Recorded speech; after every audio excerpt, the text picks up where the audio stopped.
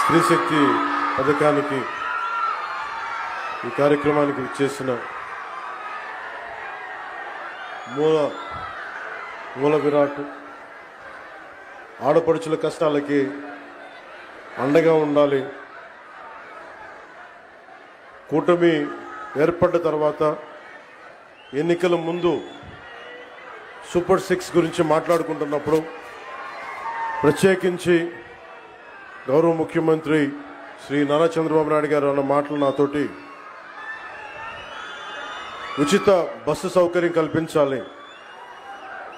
నేను వారిని ఒకటే అడిగాను, మనకున్న ఆర్థిక ఇబ్బందుల్లో దీన్ని ఎలా ముందుకు తీసుకెళ్తారు సార్, అది నెరవేర్చగలమా అనే నాకు ఒక సందేహాన్ని వెలుబుస్తే ఆయనకున్న అపారమైన అనుభవం ఈ రోజున నేను భరోసా ఇస్తున్నాను, ఎట్టి పరిస్థితుల్ని ముందుకు తీసుకెళ్తామని చెప్తే ఈ రోజున ఆయన ఇచ్చిన మాట నెరవేర్చడం ఇది ఆయన ఈ అనుభవానికి ఆయన కమిట్మెంట్కి ఒక చాలా బలమైన నిదర్శనం.